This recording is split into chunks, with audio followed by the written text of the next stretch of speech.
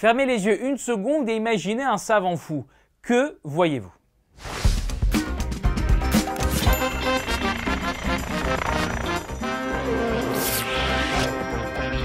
Salut, je suis Oleg Schomer et c'est le blog À part. Vous vous souvenez de Doc du film Retour vers le futur? Eh bien, dans les cercles scientifiques français, il y a un savant qui lui ressemble étrangement.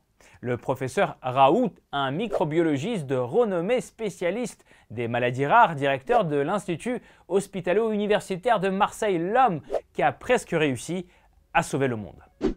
Aujourd'hui, l'hôpital de Raoult est sous pression maximale. Un juge d'instruction est saisi, toute la documentation est scrutée à la loupe. À l'intérieur, la perquisition est menée par la section financière de la police judiciaire de Marseille. L'enquête est ouverte pour détournement de fonds publics. Au début de la pandémie, Didier Raoult ne reconnaissait pas le Covid-19 comme une maladie grave. Après, il y a eu l'hydroxychloroquine, combiné à un antibiotique connu. Bon, se tromper, ça arrive à tout le monde. Mais le problème, c'est que le scientifique respecté de tous n'avait tout simplement pas le droit moral de faire passer quelques observations sur une dizaine de ses patients pour des résultats scientifiques sérieux. Et c'est exactement ça qu'il faisait. Et il ne trichait pas qu'avec le Covid, celui-là. Les vrais essais cliniques? Connais pas. L'infectiologue marseillais le disait lui-même, moins il y a de gens dans un essai, plus c'est représentatif. Il faut dire que Didier Raoult inspirait confiance. Le monde entier suivait ses conseils à la lettre. Le gouvernement français essayait par exemple pendant plusieurs mois de soigner les gens avec des pilules contre la malaria. Donald Trump a avoué avoir pris de l'hydroxychloroquine pour faire de la prévention du Covid. Ça, c'est de la pub. Made in Maison Blanche. Résultat, l'ex-président américain est tout de même tombé malade. Et que nous reste-t-il donc à la fin de toutes ces combines de ce savant fou?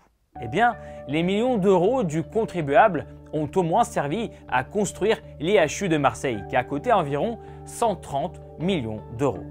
Le plus drôle, c'est que des centaines de patients avec le Covid attendaient patiemment, pendant des heures, devant les portes de l'IHU pour prendre leurs pilules inutiles. Et certains lui doivent encore de l'argent à ce charlatan, 3 800 € chacun. En fait, selon des témoignages anonymes de ses collègues, il paraît que son centre, c'est une espèce de bulle en fait. Il y aurait créé une sorte de pyramide d'allégeance, un système basé sur la peur et l'autoritarisme. Les postes clés, par exemple, seraient réservés à ses fans et il n'y a que ceux qui le soutiennent aveuglement qui peuvent espérer faire carrière. Le texte à l'entrée de l'IHU est d'ailleurs assez parlant. Achever un monument plus durable que les rangs.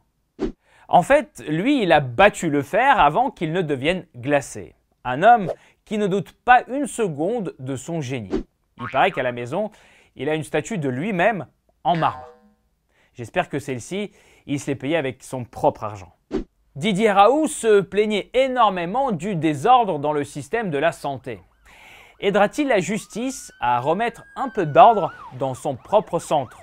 Apparemment, ce n'est plus lui qui donne des leçons. Laissez vos commentaires en dessous de cet épisode, partagez-le, souscrivez à Blog à part. Ciao, bye.